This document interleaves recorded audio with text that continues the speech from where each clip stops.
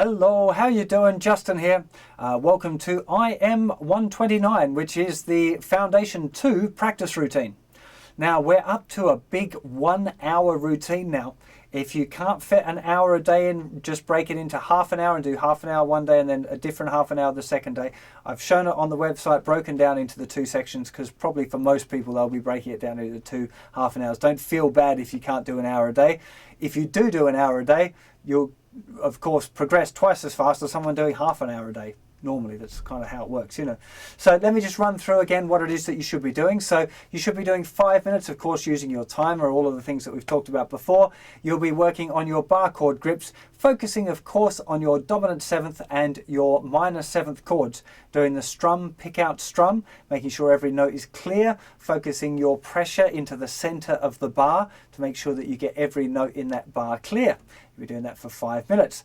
Then you'll be doing your 1 minute changes, which are between your open chords and your bar chord grips, just the major and minor ones. Really, really good exercise, remembering that you're trying to form the bar in the air with your first finger already at the angle. That's the really important bit to remember with that one. We then have 5 minutes of the major scale with the metronome, making sure that we're syncing up with the metronome really, really well, that you're right with the metronome, not rushing and going ahead or waiting for the metronome and falling behind, that you're right on with the metronome every time, and that you're not speeding up before you can do it 4 times perfectly consecutively. Then you can start speeding getting it a bit faster. Then we have 5 minutes of major scale improvisation. So in that 5 minutes you should be using the backing track. Incidentally, it's exactly 5 minutes long. How is that? You know, the backing track is. So, and trying to experiment with your major scale, remembering all of the hints, you know, the play rest thing, making sure you only hit the notes on there, you know, using little repeating figures that, you know, play rest, that stuff, you know, it's really important. So go and revise the lesson if you need to, but you should be doing 5 minutes improvising.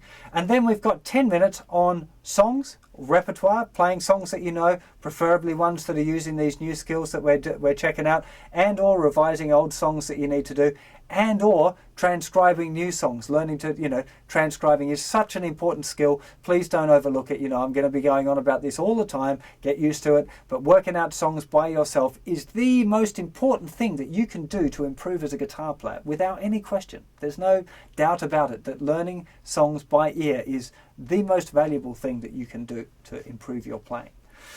So that's the first half an hour set. If you like, normally if you were doing, I'd say do that half an hour and then have, you know, at least have 5 minutes off in between that and the second half an hour, where we're going to do 5 minutes of note reading. Now remember, you can do that 5 minutes if you like on the train or on a bus or whatever, not while you're driving, but because it's note recognition is part of it. Of course, the playing guitar part, you need to be with a guitar. Unless you take your guitar on the train, I suppose it could be entertaining. You put a little hat out or something. I'm sure you wouldn't get many people giving you any money if you were trying to busk by doing bad sight reading, but you could try. Then we've got 5 minutes of minimum movement, which is of course we looked at before, which is just trying to get the really small finger movements as you play your G major scale. Then we've got 5 minutes of rhythm guitar, which is learning our accent. So making sure that we get our accent really strong and the other notes nice and quiet. Really concentrate on bringing that accent up and then being able to use that little kind of accent on every third one pattern that I showed you. Very, very common pattern. So working on it really slowly, getting it right, making sure that you can do it properly. When you can do it, then straight away start trying to apply it to some songs. It's a really, you know, it's important that you try and apply these things as soon as you can. Then we've got notes on the neck using octaves. We already been looking at that before, but that's something I'm guessing many of you will probably need to stick at. If you're cool with that, then substitute it for something else that you're struggling with. You know, if you need a bit of extra help with your bar chord grips or your chord changes or whatever, you know. Well, all of these practice routine things, you know, you should be practicing the things that you can't do, not practicing the things that you can. So if something's really easy and you've got that bit down, substitute it for something that's really difficult. You know, that if you always work on the things that you find the hardest, you'll see the most improvement. That's generally a really good thing to think about when you're practicing. And we have a little bit of a muddle now because I said this already. So we've got now 10 minutes of songs, your repertoire. The other thing that I talked about, I should have said, Am I going to have to do that whole thing again? No, I'm not going to do it again. You're all grown-ups. You can deal with this. So before I said 10 minutes, I said that it was repertoire practice. It shouldn't have been. It was Justin method and transcribing. I was right with the transcribing bit, but I kind of added some extra wrong stuff in there. Go on, a teapot. Okay, look, I don't even know what I'm talking about here, you know. Okay, so you should be doing 10 minutes. In your previous 10 minutes should have been Justin method transcribing exercises or transcribing for real life. And this 10 minutes should be your repertoire. You're playing songs that you know, playing new songs of stuff using these new skills. I feel a bit silly now, but I don't want to do it again because the rest of it was going so well. And this is the last one I'm filming right now, and I'm really hungry and I want to go home. So please forgive me for making a mistake on my video and leaving it up there. I hope you'll forgive me. Yes.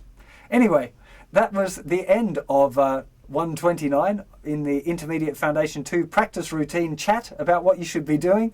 Hope the practice is going really well for you. Remember that on the website I've got a list of the goals that you should achieve before you go on to Foundation 3. So go and check that out. Make sure you've ticked off all of those boxes. And I'll see you in a little while once you've had a bit of a chance to digest all of this Foundation 2 stuff for Foundation 3. Take care of yourselves and I'll see you again real soon. Bye-bye.